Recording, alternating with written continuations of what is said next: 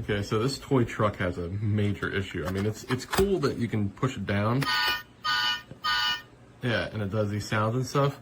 But if you have, it's for young kids, and like the top just falls off like this, and it's got wires coming out of it. So, I mean, if you know how kids are, this is gonna break easily. Also, when you go to put it back on, this piece rotates here. If it's in any position other than this perfectly right there, that's the only way to get it to go down. And then you also have wires that you have to try to tuck back in. It's just, it still won't go in.